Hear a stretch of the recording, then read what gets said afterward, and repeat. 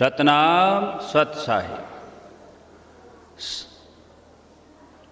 प्यारी साध संग जी को, सभी सत्संग प्रेमियों को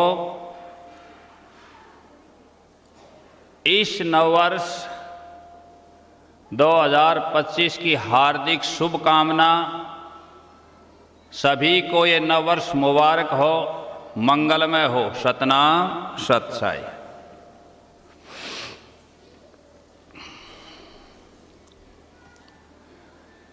पुण्य आत्माओं,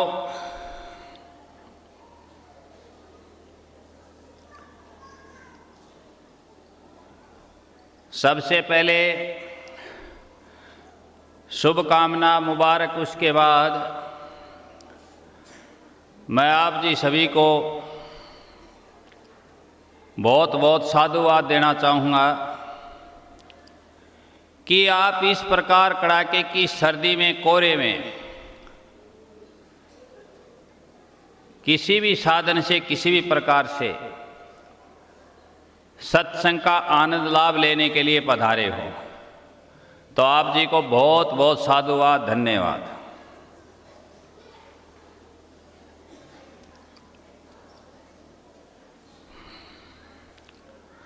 अब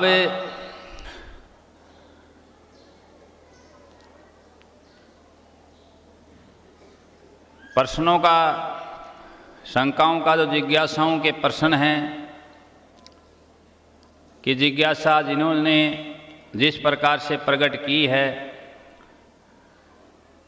उन्हीं को प्रथम में लेते हैं कि जिज्ञासुओं ने जिज्ञासा किस प्रकार प्रकट की है। क्योंकि सत्संग महोत्सव भंडारे पर संगत के आने के हिसाब से सत्संग प्रवचन विलंब से आरंभ होते हैं और बाद में प्रसन्न रह जाते हैं। और हर बार यही शिकायत आती है कि हमने प्रश्न लिखवाया था, प्रश्न किया था, लेकिन हमारे सवाल का जवाब आपने नहीं दिया। इसलिए आज हम इस नववर्ष 2025 के साथ साथ शंका समाधान की प्रथम में शुरुआत करते हैं। सतनाम सत साहिब। हाँ जी। सतनाम सत साहिब। गुरुदेव जी के श्री चरणों में कोटि कोटि प्रणाम। शंका समाधान कार्यक्रम में जिज्ञासुओं की ओर से आए प्रश्नों को कर्मानुसार प्रस्तुत करने की आज्ञा देने की कृपा करें। हाँ जी, आज्ञा है। आज का पहला प्रश्न है, नव वर्ष 1 जनवरी को ही क्यों मनाया जाता है? देखिए, प्रश्न किया गया है, सभी ने सुना होगा कि नव वर्ष प्रथम जनवरी को ही क्यों मनाया जाता है। हम मनाते तो हर वर्ष हैं, हर वर्ष मनाते हैं ना, लेकिन ये प्रश्न आज तक किसी ने किया नहीं और इसका जवाब भी शायद नहीं दिया गया होगा। शुरू में दिया गया होगा। देखिए,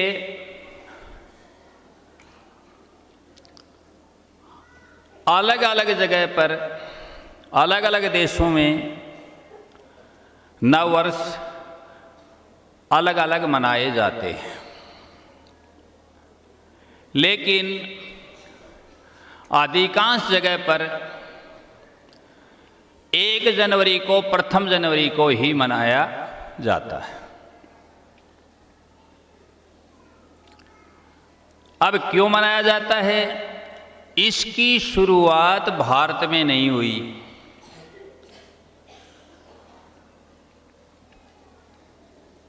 यह नववर्ष हिंदू कैलेंडर के अनुसार नहीं है।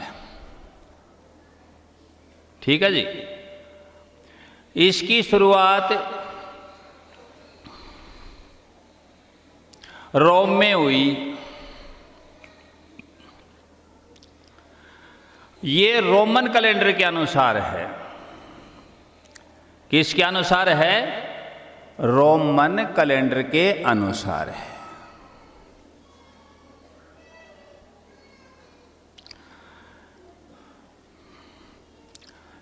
ये रोमन में भी पहले, उस कैलेंडर में भी मार्च में मनाया जाता था। बाद में उन्होंने देखा, विद्वानों ने, जो खगोल शास्त्री थे, खगोल शास्त्रियों ने खोज की, जांच की और पता चला कि पृथ्वी, धरती 365 दिन और 6 के क्या मान लो घंटे, 365 दिन और 6 घंटे में सूर्य की परिक्रमा करती है।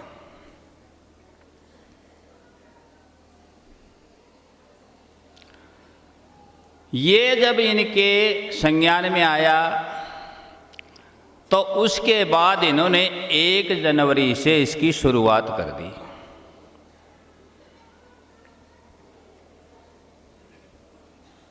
समझ में आ गया कि पृथ्वी सूर्य की परिक्रमा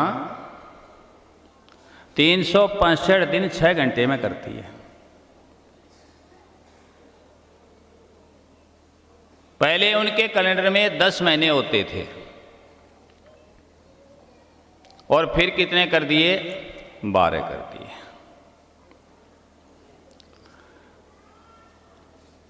छियालीस ईसा पूर्व इसकी शुरुआत हुई और ये अधिकांश जगह मनाया जाने लगा। ठीक है जी। और उन्होंने 1 जनवरी को, क्योंकि उनका कोई देवता था, रोमन देवता जानुस नाम का देवता होते हैं ना, क्या नाम था? जानुस। जानुस नाम के देवता को सम्मानित करने के लिए 1 जनवरी से इसकी क्या की? शुरुआत कर दी। और यह 1 जनवरी से मनाया जाने लगा। और ये फिर क्या होता है, एक चीज कि देखा देखी बहुत होती है। अन्य देशों ने भी अपना लिया, अपने यहाँ भारतवर्ष में भी अपनाया गया और यहाँ भी हम हर वर्ष इसे मनाते हैं। और ये सूर्य पर आधारित है। इनका कैलेंडर ग्रीगोरियन था। उस कैलेंडर के हिसाब से सूर्य चक्र पर यह आधारित किया गया। भारत का अलग है, वो ये नहीं है।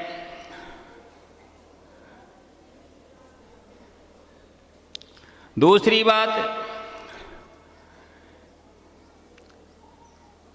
जब पहला कैलेंडर चेंज किया गया, क्यों पहले तो मार्च में था इनका रोमन कैलेंडर 10 महीने का, बाद में इन्होंने चेंज किया, तो जो खगोल शास्त्री जिसने खोज की उसी के नाम से कैलेंडर बना दिया गया। अपने भी यहाँ पंचांग चलते हैं, जैसे मनीराम इत्यादि के नाम से। अपने भी यहाँ जो हिंदू कैलेंडर हैं, ये जिनको पंचांग कहते हैं, वे अलग अलग नामों से चलते हैं पंचांग। जैसे अपने यहाँ प्रसिद्ध है, ज़्यादा क्षेत्र में देखा जाता है, वो किस नाम से है? मनीराम के नाम से पंचांग है। तो इस हिसाब से वहाँ जिसने खोज की थी उसी के नाम से सोसिजेनस उसका नाम था, और ये जूलियन कैलेंडर शुरू हो गया। क्या हुआ? जूलियन। क्या नाम हुआ? Julian calendar. अगला प्रश्न करें। सतना सच्चाई। हिंदू पंचांग के अनुसार नववर्ष कब होता है? सतना। हिंदू पंचांग के अनुसार हर साल के चैत्र महीने शुक्ल चैत्र प्रतिपदा, चैत्र शुक्ल प्रतिपदा से हिंदू कैलेंडर आरंभ होता है, नववर्ष मनाया जाता है। ठीक है जी। प्रतिपदा कहते हैं एकम को। ठीक। हाँ हाँ जी, अगला प्रश्न करो। और शुक्ल जान गए ना, चैत्र तो चैत का महीना, और शुक्ल का अर्थ होता है क्या? शुद्धि, जिसमें प्रकाश होता है, उजाला होता है। ठीक है जी। कृष्ण जिसमें अंधेरे का पखवाड़ा कहते हैं, तो शुक्ल। और प्रतिपदा एकम को कहते हैं। तो चैत्र शुक्ल प्रतिपदा।